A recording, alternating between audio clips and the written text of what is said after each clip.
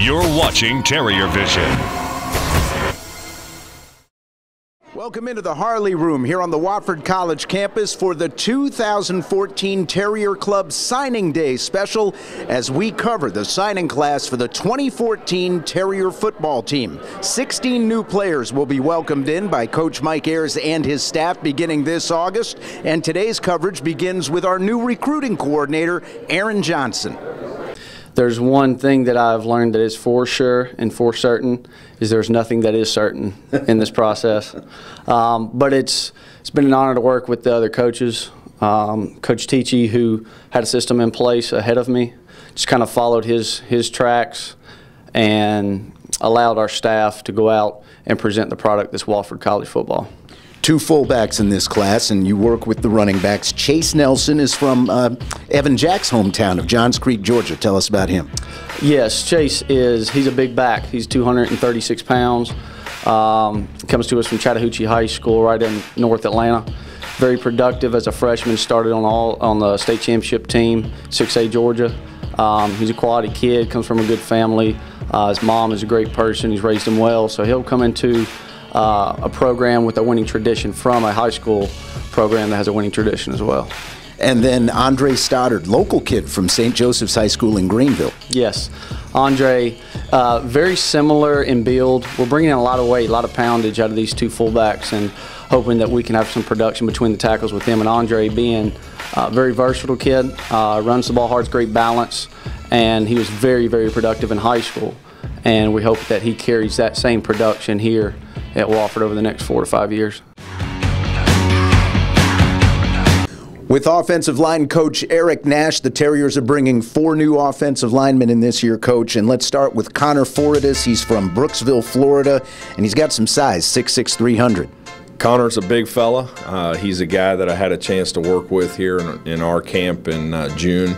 And from the moment I met him, we had him in camp, and he was the best one we had in camp. And so, to be able to get that guy here, that's awesome. Really excited.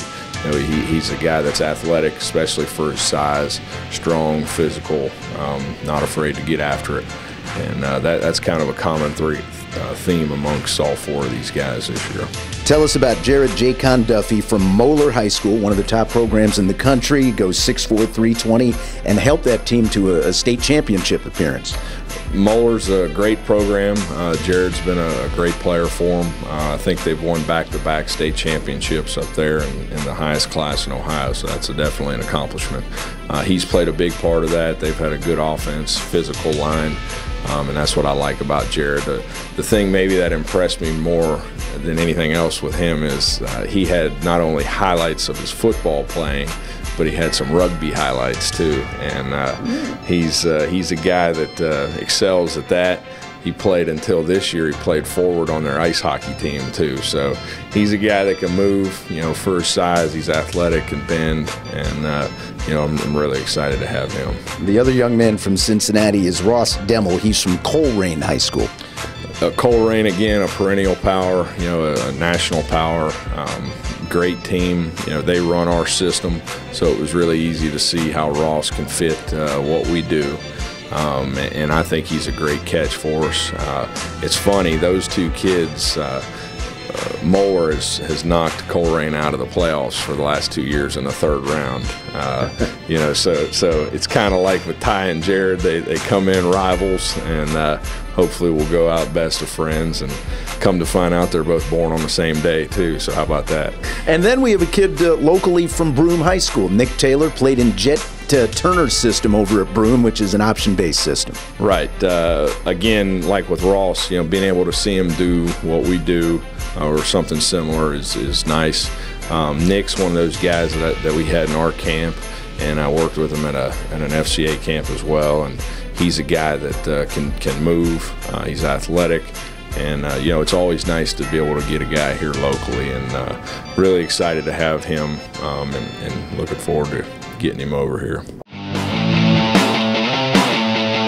With wide receivers coach Freddie Brown. Coach, we're bringing in 2 wideouts this year. Let's start with R.J. Taylor from Lexington, Kentucky. R.J. Taylor is a guy that we're excited about. he's a little bit different than receivers in the past. He's going to be smaller but quicker and athletic. He's an all-state receiver out of Lexington, Kentucky, and we're excited about the things he's going to be able to do as far as hopefully catching the football and doing things after the catch is what we've seen is going to be his biggest asset this year. So. And then Bryce Moats is from Jacksonville, Florida, and Fleming Island High School. Yeah, Bryce Moats is a guy who was actually the first guy we put on the board this year, the first guy we extended an offer to as far as scholarship, and a guy that we made our priority at the wide receiver position. He is very polished, the son of a coach, so he's very polished, and we think he's going to be able to do a lot of good things and plug in and kind of be a little bit further ahead of a normal high school kid because of his background. I'm really excited about him and the things he can do on and off the field, and we think he may give us a nice deep ball threat this year. All right, we're with Coach Pete Kalinowski, who is over the tight ends. We're bringing in one tight end this year, Coach. Chandler Gauger, who is from Chattanooga, Tennessee. I watched his highlight video. They start with blocking, which I guess is encouraging. Chandler was just a good pickup for us. He shows us a lot of the things that we're looking for in a tight end as far as his physicality and as far as his playmaking ability. We really worked hard to get him away from schools like Richmond and Tennessee Tech that were recruiting him as well. And I think when he came here for his unofficial visit, really felt at home. Baylor, if anybody knows about Baylor, is just a smaller version of Wofford, and he just really fit in, clicked with the guys, and just made a good impression on him and his family. So we're very excited about Chandler, and I think he's going to bring some different dimensions to our offense. We're with defensive coordinator Nate Fuqua in his first year now as DC, and what's it been like taking over the defense? It's been a lot of excitement right now. I've been out on the road the last month or so, going out recruiting hard, trying to bring the right guys into our program. This past week we've been back in-house, and we've been able to really get into the cut-ups and meet with our new staff. Got a new defensive line coach that's been with us now 2 weeks, and just getting in there and hashing and thrashing. It's been a lot of fun. All right, Coach, we're bringing in 2 outside linebackers this year. You're still over the outside linebackers. Let's start with Michael Roach from Kenosha, Wisconsin. Yeah, Michael Roach is a young man that, nowadays you get a lot of recruiting services sending video in. Watch this film because academically, met our requirements. Popped the film in, did a lot of great things as an edge pass rush guy. High motor, high energy. Got a chance to go up and watch him play in a basketball game and saw enough there that he could move in space and do some things athletically from a boundary guy and a field guy. 3-sport athlete, great guy, and really excited about having him.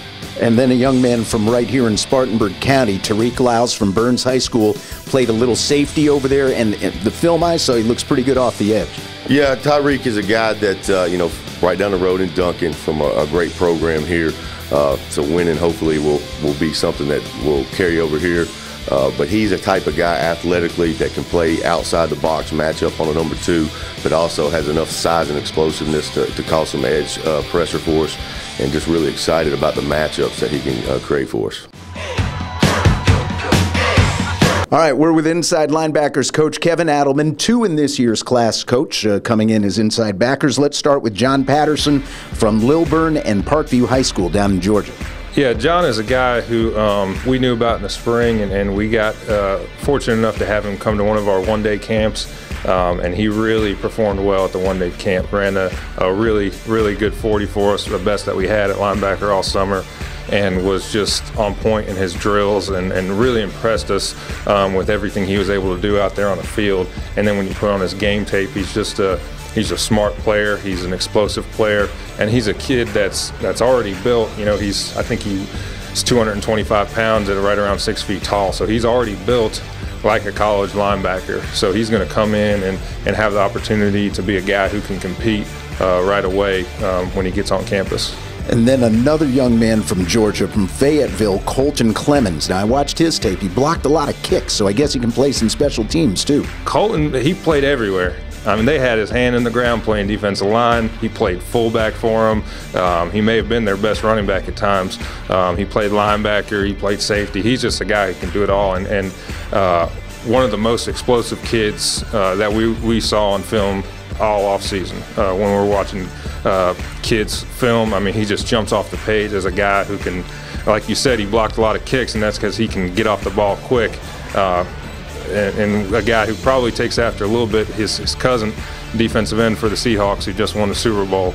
So he's got it in his blood, and his dad won a Super Bowl with the Rams. So he's got a nice little pedigree, but we're expecting him to come here and kind of make a name for himself. He's going to be a big-time player for us.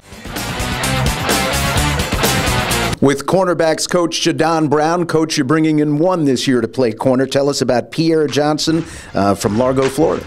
Pierre is a very versatile young man that we signed out of Largo, Florida, Pinellas Park High School. Very good football player.